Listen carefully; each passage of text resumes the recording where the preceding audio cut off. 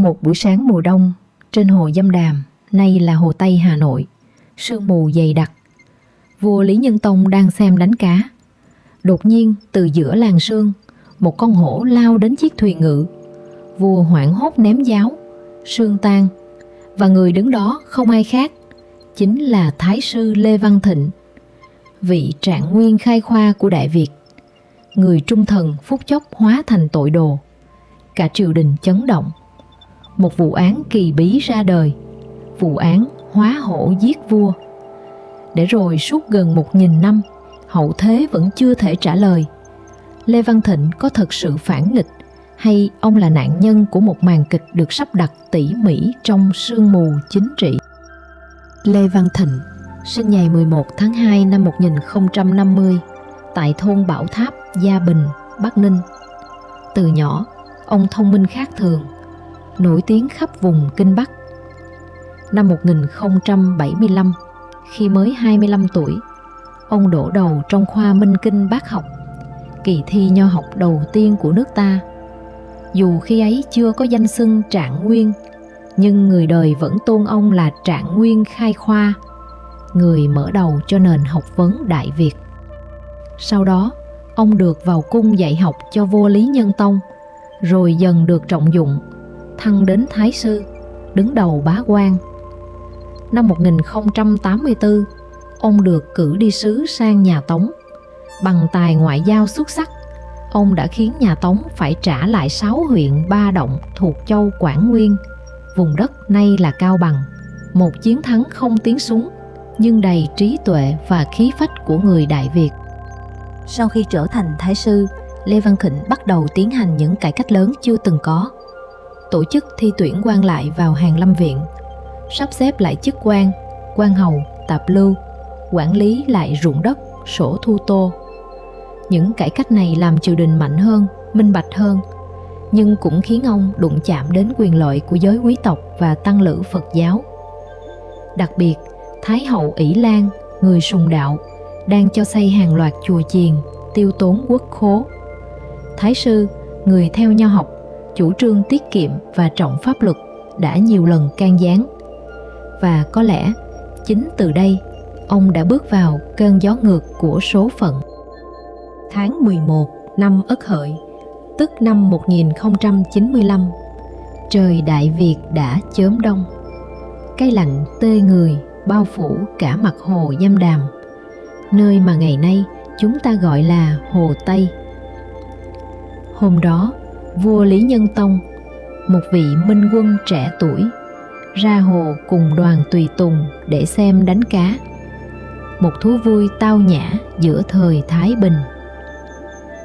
Nhà vua ngự trên chiếc thuyền nhỏ, chỉ có vài thị vệ theo hầu. Không ngờ rằng buổi sáng thanh bình ấy lại trở thành một trong những ngày định mệnh của lịch sử Việt Nam. Giữa trưa, sương mù bất ngờ kéo đến, dày đặc, trắng xóa, che khuất cả trời và nước.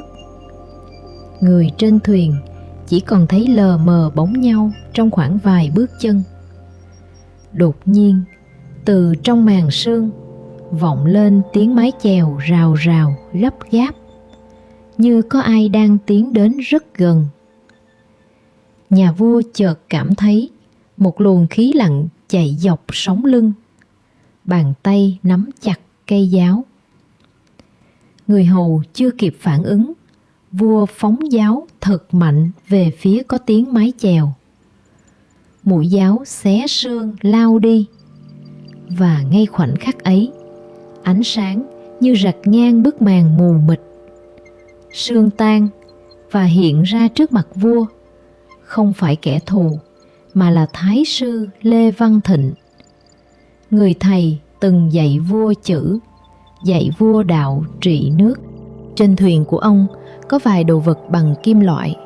Có người nói là hung khí, người khác lại bảo đó chỉ là bộ đồ hành lễ và sách ấn. Nhưng trong khoảnh khắc ngắn ngủi ấy, giữa sương mù, giữa nỗi sợ hãi của một vị vua trẻ, mọi lời giải thích đều trở nên vô nghĩa. Tin lan nhanh như lửa, triều đình kinh động, người người xôn xao rằng Thái sư đã dùng phép thuật hóa hổ để giết vua. Người ta kể rằng khi vua phóng giáo, sương tan, thấy một con hổ đang ở trên thuyền. Mọi người hoảng sợ. Người đánh cá tên Mục Thận quăng lưới trùng lên, thì con hổ hóa thành Thái sư Lê Văn Thịnh. Câu chuyện ấy được sử chép lại, nhưng qua hàng trăm năm, người đời càng đọc càng nghi ngờ. Bởi nếu thật sự hóa hổ mưu sát vua, sao ông chỉ bị đày đi Thao Giang mà không bị xử tử? Trong khi tội phản nghịch thời ấy là một trong thập ác, không thể tha thứ. Phải chăng vua biết ông vô tội, nhưng vì sức ép của triều thần, vì sợ những lời gièm pha, nên chỉ có thể chọn một bản án nhẹ, vừa để yên lòng dân, vừa để giữ đạo vua tôi. Kể từ đó, Thái sư Lê Văn Thịnh bị giam lỏng ở vùng Thao Giang, một miền sông nước hẻo lánh, heo hút, nay thuộc Phú Thọ. Người xưa kể rằng ông sống những năm cuối đời trong cô độc và trầm mặc, nhưng vẫn đọc sách dạy học cho dân làng, như thể muốn chứng minh rằng chân lý thì không thể bị đày ải. Đó là một vụ án không nhân chứng, không tang chứng, chỉ có sương mù, nỗi sợ hãi và quyền lực.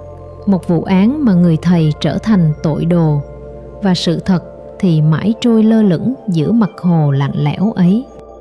Nhiều học giả hiện đại cho rằng vụ án hóa hổ giết vua chỉ là một màn kịch chính trị, một màn kịch được dàn dựng khéo léo, nơi niềm tin tôn giáo và quyền lực triều đình giao nhau.